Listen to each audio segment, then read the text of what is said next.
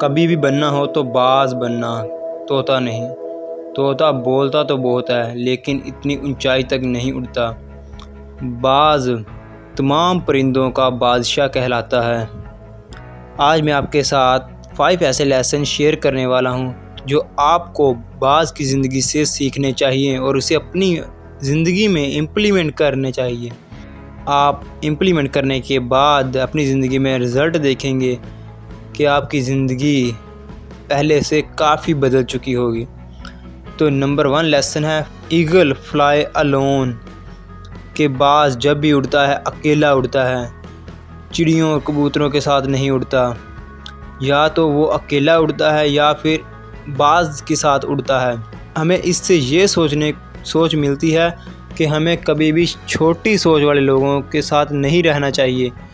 یا تو ہم اپنے لیول کے لوگوں کے ساتھ رہیں یا ہم اکیلے رہیں، کیونکہ جب ہم اکیلے رہتے ہیں تو وہی ٹائم ہوتا ہے اپنے اندر کے خود کو جاننے کا اور کچھ کر دکھانے کا۔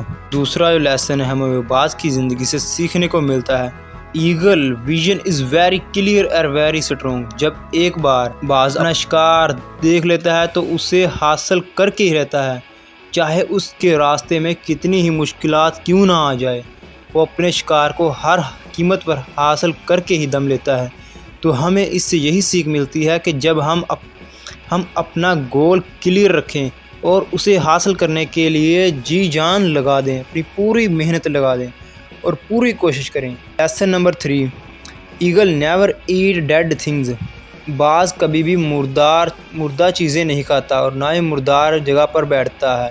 اس لیسن سے ہمیں یہی سیکھ ملتی ہے کہ ہمیں اپنے پاسٹ کے بارے میں نہیں سوچنا چاہیے زیادہ، اور جتنی بھی پاسٹ کی یادیں ہیں، چاہے آپ کے ساتھ کتنا ہی برا کیوں نہیں ہوا، کتنا ہی خراب ایکسپیرینس تھا پاسٹ کا، وہ تمام بھول جانا چاہیے، اسے اپنے پریزنٹ میں نہیں لانا چاہیے، اور جو اپنا پریزنٹ ہے اس پر فوکس کرنا چاہیے اور اپنے پریزنٹ کو بہتر سے بہتر بنانے کے لیے کوشش کرنی چاہیے۔ Lesson number 4، eagle get very excited when a storm comes, جب کوئی آندھی طوفان آتا ہے تو باز بہت زیادہ ایکسائٹڈ ہو جاتا ہے اور ہواؤں طوفانیوں کو چیرتا ہوا ان کے اوپر فلائی کرتا ہے۔ جب بارش ہوتی ہے تو دوسرے پرندے اپنے گھونسلوں میں چھپ جاتے ہیں، لیکن باز ان ہوا کو چیرتا ہوا آسمان کی بلندیوں پر پہنچ جاتا ہے اور بارش سے بھی اوپر چلا جاتا ہے۔ ہمیں اس سے یہی سیکھ ملتی ہے کہ زندگی میں جتنی مرضی مشکلات آ جائیں آپ کی زندگی میں، آپ کو ان مشکلات سے ڈرنے کی بجائے ان کا ڈٹ کر مقابلہ کرنا چاہیے۔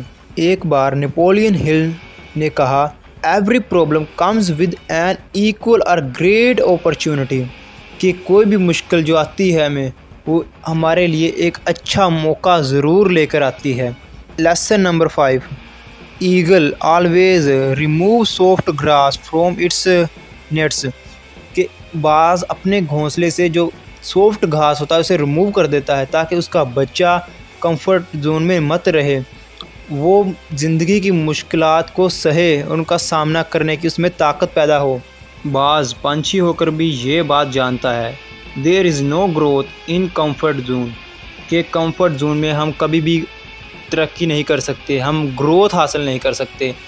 ہم انسانوں کو اس سے یہی سیکھنا چاہیے کہ ہم بھی جب تک اپنا کمفرٹ زون نہیں چھوڑیں گے تب تک ہم بھی دنیا میں ترقی نہیں کر سکیں گے اور نہ کچھ بڑا اچیو کر سکیں گے۔ اسی لیے ہمیں اپنے کمفرٹ زون سے باہر آنا پڑے گا، کچھ کرنے کے لیے، کچھ بننے کے لیے اپنا کمفرٹ زون چھوڑنا پڑے گا۔ اسی لیے زندگی جس طرف لے کر چل رہی ہے اس طرف مت چلو، بلکہ اپنی زندگی خود بناؤ اور زندگی میں سیکھتے رہو، کیونکہ دنیا میں سیکھنے والے ہی دوسروں سے آگے نکل کر جاتے ہیں